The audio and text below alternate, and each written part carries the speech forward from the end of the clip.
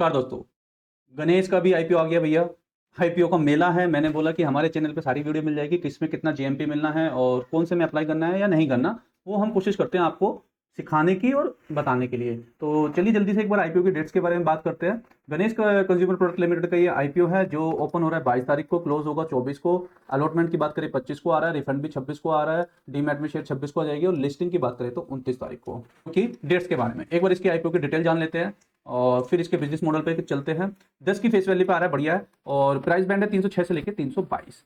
Load size रखा गया 46 का, जो ये सेल्स टाइप लेके आ रहे हैं fresh capital cum offer for sale. जी हाँ दोस्तों, आजकल सारे ऐसे ही कर रहे हैं। बस हमें देखना है फ्रेश कैपिटल। टोटल है ये 408 करोड़ का, जिसमें से 130 करोड़ रुपए है फ्रेश इशू और 278 है ऑफर फॉर सेल। थोड़ा सा माइनस पॉइंट है ये, थोड़ा सा नहीं, बहुत बड़ा माइनस पॉइंट है, तो ये ध्यान में रखना। बाकी अभी हम आगे देखते हैं।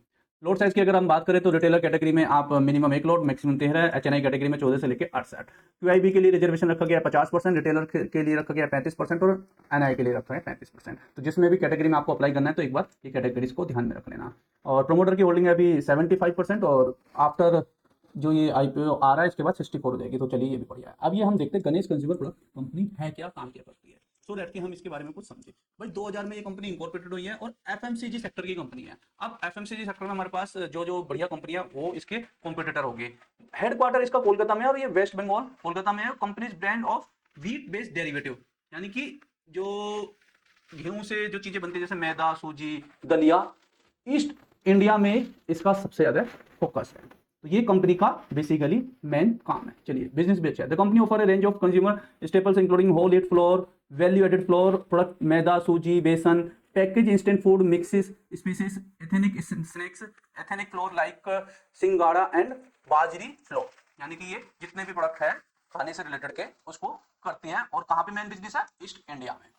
कंपनी ने अभी ओवर द पास्ट 3 ईयर में launch 11 product and 94 SKU including spices, ethnic snacks and sattu variants भी आजकल बहुत ट्रेंड में भी है। कंपनी B2B ऑपरेशन ड्राइव करती है 77% रेवेन्यू 2025 में and other B2B and FMCG companies में ये काम कर रही है। और इसमें इसका ये सारी चीजें 972 डिस्ट्रीब्यूटर है, 9 सुपर स्टॉक किक्स है, 31 मार्च 2042 प्रोडक्ट है, ये सारी चीजें हैं। और कंपनी की जो मेन प्रोडक्ट है वो आटा है और आटे से बना डेरिवेटिव जितने भी हैं, और ये सारे रोस्टेड गरम फ्लोर और स्पीसीज वगैरह पे सबसे ज्यादा फोकस कर रही है। और 206 परमानेंट एम्प्लॉय है। ये सारी बातें इसमें हमें बताई गई है। और कंपनी ने अपनी स्ट्रेंथ बताई कि लार्जेस्ट ब्रांड पैकेज है ईस्ट इंडिया का, याद रखना। Diversifying continual expensive product well established and ये कर रही है और ट्रैक रिकॉर्ड है हेल्दी फाइनेंशियल परफॉर्मेंस का। तो मेन जो ये एफएमसीजी सेक्टर की कंपनी है इसका जो मेन बिजनेस है सिर्फ ईस्ट इंडिया में है। आप देखो गणेश के प्रोडक्ट आपको इधर नहीं मिलते देखने के लिए, हमारे नॉर्थ साइड या इधर, बट उधर का ये एक अच्छा ब्रांड है और उसी के बारे में उसने लिखा है सारा। अब कंपनी का जो रिवेन्यू है वो 2024-25 में इंक्रीज हुआ है 12% से और 31% से, ये कंपनी ने ऊपर ही बोला है। एसेट्स की अगर बात करें 343 से लेकर 341 हुई है। यहाँ पे देखिए लगातार डिक्रीज हुई है एसेट्स, ठीक है ना। तो ये एक नेगेटिव पॉइंट है। ऊपर से ऑफिस में भी ज्यादा अमाउंट है। टोटल इनकम हम देखें तो काफी अच्छे से बढ़ाई है सिग्निफिकेंटली। और उन्होंने प्रॉफिट आफ्टर टैक्स बताया भी है कि भैया 31% का इंक्रीज हुआ है।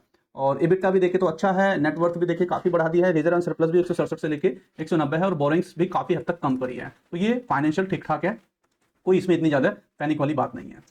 बस कंपनी एक छोटी सी है, 1300 करोड़ की कंपनी है। और रिटर्न ऑन इक्विटी देखिए 15 है, ठीक है। कैपिटल एम्प्लॉयड भी और डेप्ट इक्विटी बिल्कुल मिनिमम सा है। और उसको भी ये बोले कि प्रीपेमेंट और ये करने वाले हैं इस के बाद तो ये ऑलमोस्ट डेप्ट फ्री कंपनी हो जाएगी। रिटर्न ऑन नेटवर्थ भी, प्रॉफिट के मार्जिन भी, EBITDA भी, कैश तो पहले भी ठीक ठाक ला रहे हैं। EPS की बात करें 9 पे है, पी रेशो देखिए 33 पे है, तो ये भी ठीक ठाक है। कंपनी में सिर्फ जो थोड़ी बहुत मुझे दिक्कत नजर आती है वो यही है कि एक तो OFS ज्यादा लेके आ रही है और ईस्ट इंडिया में ही कंपनी का मेन बिजनेस है। तो स्केबिलिटी है, ऐसा नहीं है कि नहीं है, तभी ये आई भी है जनरल को। आज देखिए, अब जनरल कॉर्पोरेट पर्पस का एक पर्पस ये भी होता है कि कंपनी को जाने पहचाने लोग। आज जब ये कंपनी आई है आईपीओ के थ्रू बाजार में, तो अब इसे सबने कंपनी को नोटिस किया कि अच्छा ये भी एफएमसीजी सेक्टर में, तो ये अपनी पहचान बनाने के लिए आई है बाजार में। तो मे भी ये आगे आगे चल सकती है। लिस्टिंग गेन की अगर बात करें तो 10 से 15% का आपको इसमें भी मिल सकता है। कंपनी के फंडामेंटल ठीक है, बिजनेस मॉडल ठीक है।